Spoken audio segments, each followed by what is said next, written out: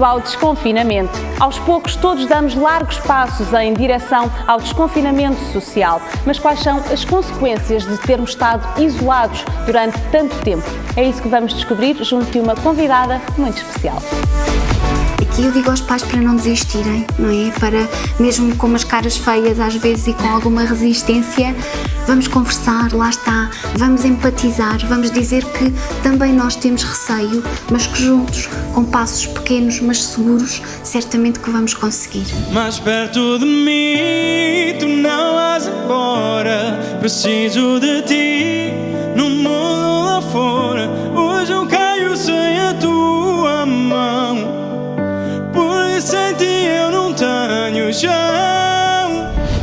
A cada dia que passa, mais e mais pessoas vão se confrontando com esta nova realidade.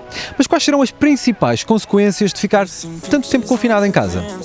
Viemos descobrir isso e muito mais junto de alguns jovens que participaram no projeto Academia Fazes Parte.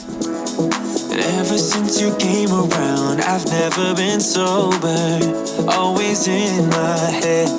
Estar fechado em casa, para vocês, mudou muita coisa, as rotinas? É frustrante, porque eu estava habituado praticamente a sair de casa, ia para a escola, da escola, quando chegava tipo às 6h30 para ir, voltava para casa, e de seguida ia logo para o treino, depois voltava ao treino, era só dormir, acordar no dia seguinte fazer igual. O que é que mudou para ti, em termos de rotinas e tudo? Eu comecei-me a deitar mais tarde, acordei mais tarde. E tentei melhorar a minha própria atitude, pôr a minha atitude mais positiva ainda. Em que sentido? Como é que fizeste isso? Tentar pensar mais positivo, em vez de pensar sempre mal das coisas, pensar positivo. Como é que tu lidaste com isso? Normal, eu gosto de ficar em casa, assim que não passou nada por mim. Então tu gostas de ficar em casa? Sim. Então não houve assim uma grande mudança na tua rotina? Não? Continuaste a levantar-te à hora que costumavas levantar e tudo? Sim. É só estar em casa, aquilo era só comer, dormir, acordar, ver TV, é frustrante. Também tiveste assim uma mudança de rotina? Fazer mais trabalhos em casa, isso não é fixe. O que é que vocês sentiram mudança? Mudei a minha alimentação, mudei o esforço físico. Passaste a comer mais ou menos? Mais. E comias o quê? No início comecei a comer bolos e mais pizzas e assim mais fast food e essa comida. Só que há uns tempos para cá, eu, a minha mãe e a minha avó começámos a caminhar, porque também temos de ser saudáveis, não é?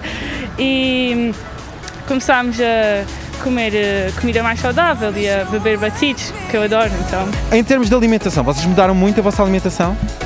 Um bocado. Em que sentido? O que é que vocês passaram a comer mais? Mais porcarias. Mais porcarias? Que porcarias? Bem, se calhar começámos a comer mais bolachas ou sim, coisas dessas que na escola, enquanto estávamos na escola, não comíamos. Ou seja, houve aqui uma mudança também na forma como vocês se alimentaram. Sim. Ao início também começava a comer mais doce e acho que é porque não temos mais nada para fazer durante o dia, então.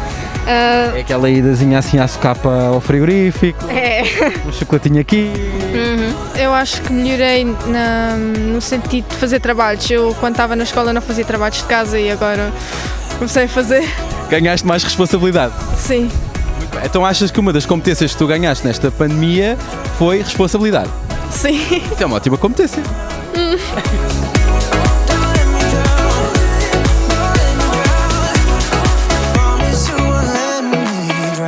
Já a seguir. Por outro lado, perceber que o nosso comportamento é a arma mais poderosa, quer para vencer a ansiedade, quer o medo, quer esta pandemia, não é? Portanto, fazer coisas agradáveis com responsabilidade. Depois de estarmos muito tempo em casa, é fácil que jovens ou adolescentes desenvolvam ou agravem problemas de saúde mental. Por isso mesmo há aqui alguns sinais a que devemos estar atentos. E para nos falar hoje sobre esse tema, temos connosco Thaisa Viegas, psicóloga clínica e terapeuta familiar. Thaisa, bem-vinda e obrigada pela oportunidade de termos aqui esta conversa. Como psicóloga e como especialista nesta terapia familiar, que casos é que a marcaram mais neste período de confinamento? Olá Alice, é muito bom estar aqui. Quero em primeiro lugar agradecer o convite à Academia Fazes Parte, em particular à doutora Rita e à doutora Elizabeth. Agora respondendo ao que me perguntava, de facto atravessamos aqui meses bastante atípicos, não é? E muito exigentes para todos. Do ponto de vista da psicologia e da terapia familiar, e eu mantive sempre a minha atividade, ainda que com recurso ao online, assisti, por um lado, a um agravamento de alguns casos, portanto, pacientes individuais e famílias que já experimentavam aqui alguma sintomatologia prévia, portanto, houve aí um agravamento ao nível de sintomas como ansiedade, depressão, famílias também com jovens e com crianças, por exemplo, com perturbação de hiperatividade com déficit de atenção, perturbação do espectro do autismo, já são jovens que olham o mundo de uma forma diferente e, portanto, com estas lentes, viver uma pandemia torna-se, claro, mais desorganizante e mais exigente. Portanto, por um lado, existia um agravamento de algumas condições previamente existentes. Por outro, vivi aqui com algumas famílias situações complicadas do ponto de vista do consumo de substâncias, portanto, alguns jovens, adolescentes que têm alguns consumos, obviamente experimentaram aqui dificuldades acrescidas por terem que estar confinados e alguns acabaram por ter comportamentos de risco, nomeadamente comportamentos de fuga. Por outro lado, e não posso deixar escapar aqui a oportunidade para refletir convosco e dizer que durante este período dei por mim a pensar muito nas famílias que já vivem em permanência em confinamento, ou seja, naquelas famílias que são cuidadoras informais. E tenho também alguns casos assim, não é? Nós que vivemos agora estes meses de isolamento, pensarmos naqueles que estão em confinamento permanente, que abdicaram da sua carreira, abdicaram dos seus amigos, de fazer aquelas atividades que para nós fazem parte do cotidiano para cuidar de um filho, não é? Portanto, queria também deixar aqui o meu abraço e uma palavra de coragem para as centenas de cuidadores informais que existem em Portugal. Sem dúvida. Temos aqui, de facto, durante, acho eu, que é um bocadinho geral, é um quadro um bocadinho generalizado, esta situação de pandemia é novidade para todos nós, também para os jovens, e por isso mesmo acho que é normal que a ansiedade surja, mas temos que estar atentos a alguns sintomas de alerta, porque às vezes há níveis e há alertas, há mensagens, há comportamentos que nos chamam a atenção para níveis de ansiedade que são muito acima da média, são provavelmente que depois podem vir a desencadear em problemas mentais e em algumas doenças mentais também. Que alertas, que sinais, que comportamentos é que os pais, os cuidadores, como falava agora mesmo, podem estar atentos e procurar então a partir daí ajuda para que se consiga resolver isto da melhor forma possível? Claro, como a Alice dizia, sentir medo, sentir ansiedade, estar triste é normativo e é tudo adequado à situação que temos estado a viver. Aqui temos muito que pensar em critérios de, por um lado, duração. Eu estou às vezes triste ou estou sempre triste? E em critérios também de intensidade. É uma tristeza normativa? É algo que me angustia de tal forma que me impede de ter prazer nas pequenas coisas do dia-a-dia? Se eu responder que sim a estas perguntas, então posso estar perante um transtorno depressivo, por exemplo, ou se eu viver em permanente estado de alerta, um alerta exacerbado, aí também um transtorno de ansiedade. Portanto, eu diria que temos que estar atentos a alterações de conduta, alterações de comportamento. Há pouco também referia que surgiram alguns casos mais associados a transtornos obsessivo-compulsivos, por exemplo. Se eu de repente sinto uma grande necessidade de organizar o mundo externo, não é? Uma criança que tinha uma atitude descontraída, por exemplo, perante a arrumação do quarto, que de repente começa a catalogar as roupas por cores, que todos os dias de forma repetida arruma a secretária da mesma maneira, que desorganiza se ao fazer os trabalhos da escola a letra não fica perfeita. Por exemplo, se estas coisas se tornam um padrão, ok, então algo mais se passa. Portanto, duração, intensidade, alterações no ciclo do sono, alterações no apetite, níveis de agressividade exacerbados. Eu diria que tudo isso são sinais que podem e devem levar os pais e os cuidadores a procurar ajuda. E como é que podemos controlar, não só nos jovens, eu acho que isto é um assunto um bocadinho transversal a todas as faixas etárias, mas também nos jovens, como é que podemos controlar estes níveis de ansiedade, como é que podemos, em conjunto, em família, se assim for, porque agora as pessoas estão mais distantes a pandemia assim o exige. Como é que na dinâmica familiar podemos ajudar alguém que vemos que está com ansiedade, num quadro de ansiedade?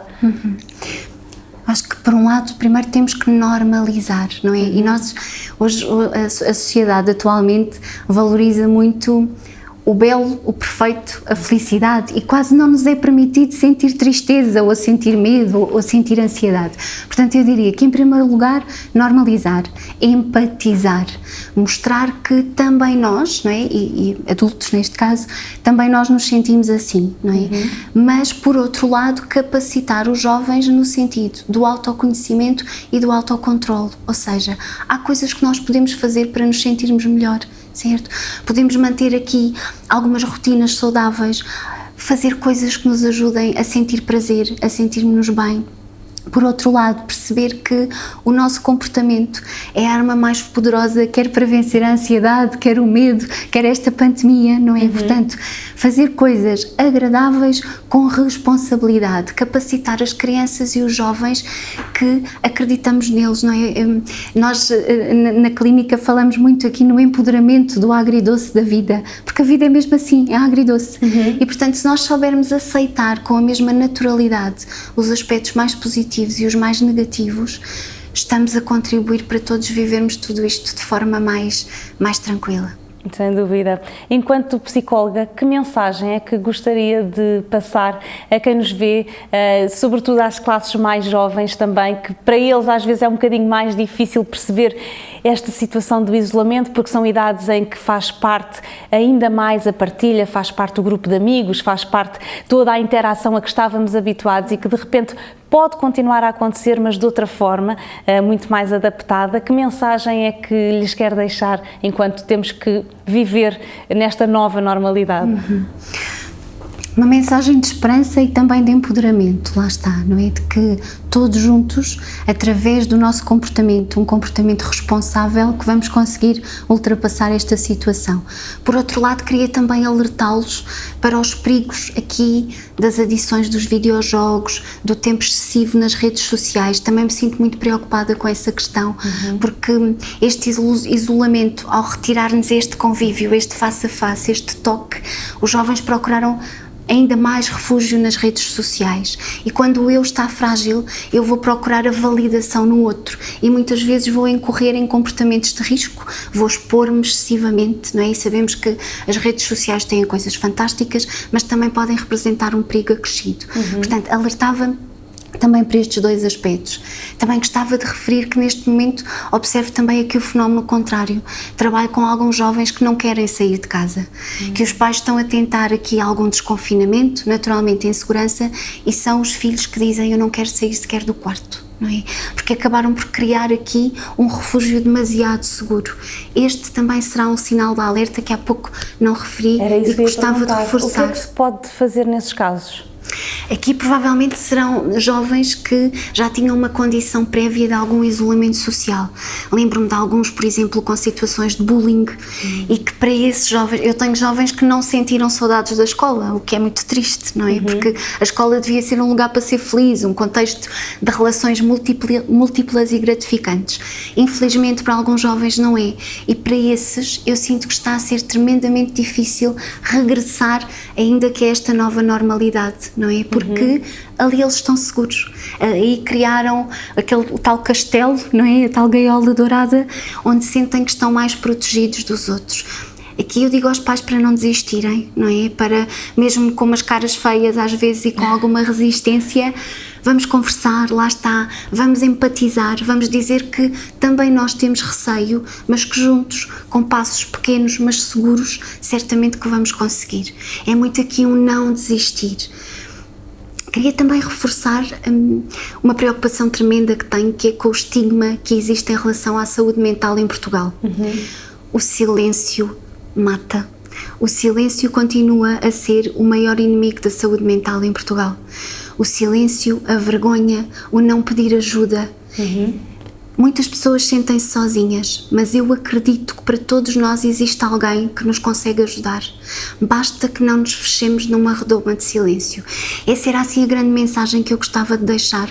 O que todos podemos fazer para contribuir para a saúde mental é falar, é não ter receio de assumir a forma como nos estamos a sentir, não é?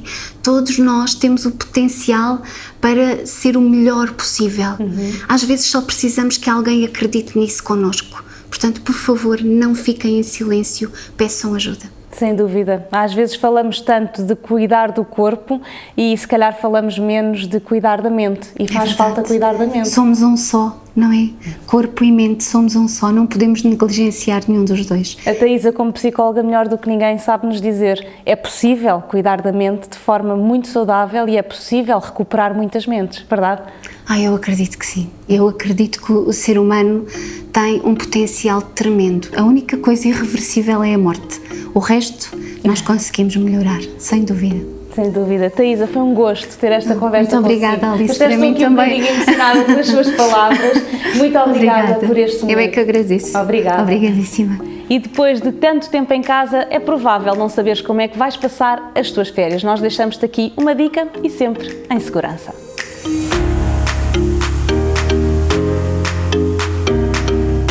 O YMCA Campo Alambre é um dos destinos de férias mais versáteis que o Parque Natural da Serra da Arrábida tem para oferecer.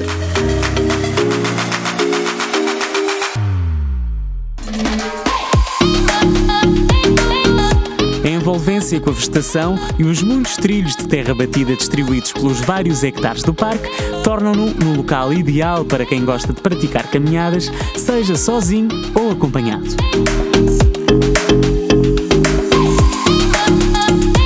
Aproveita para entrar em contacto direto com o meio, avistar as diversas espécies de aves que circundam a área e encher os pulmões com ar puro.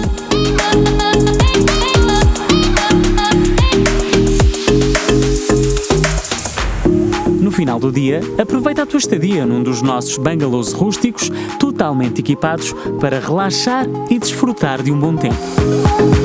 Convencido? Faz a tua reserva no nosso site, estamos prontos para te receber.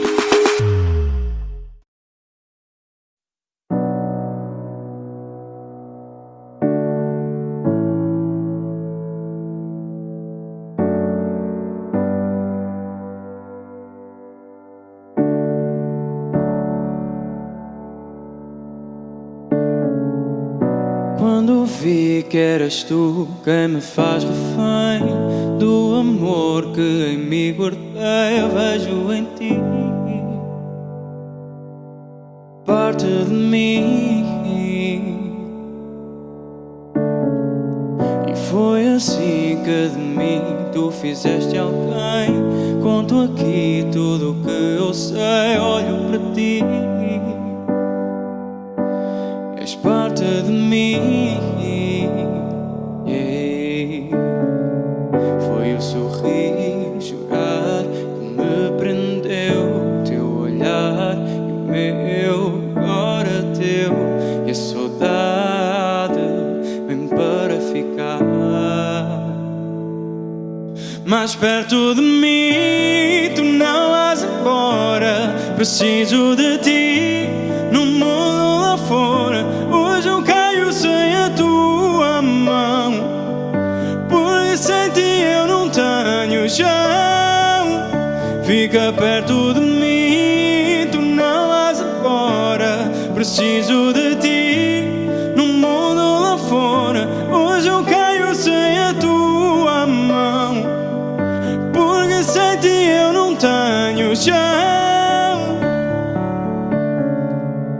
Na memória de um lar onde fui feliz, já foi casa de quem te diz volta para mim.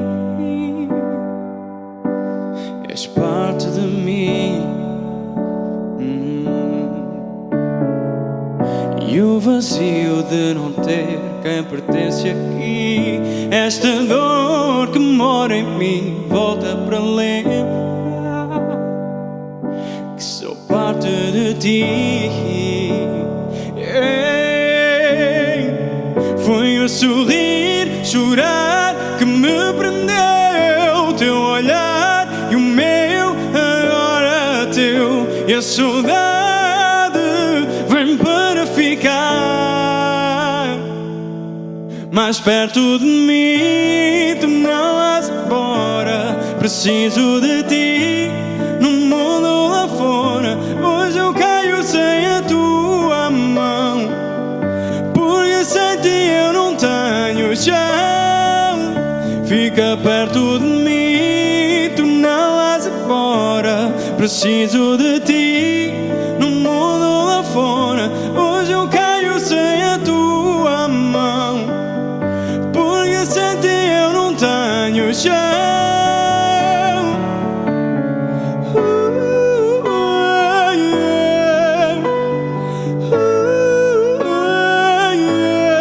E a saudade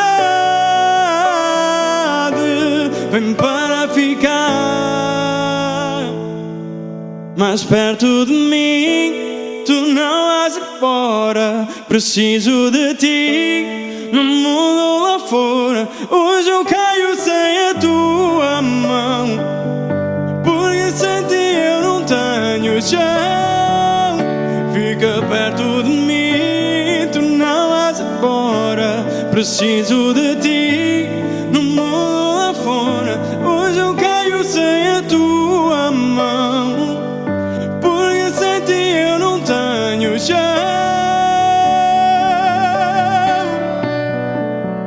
Na, na, na, na, na, na,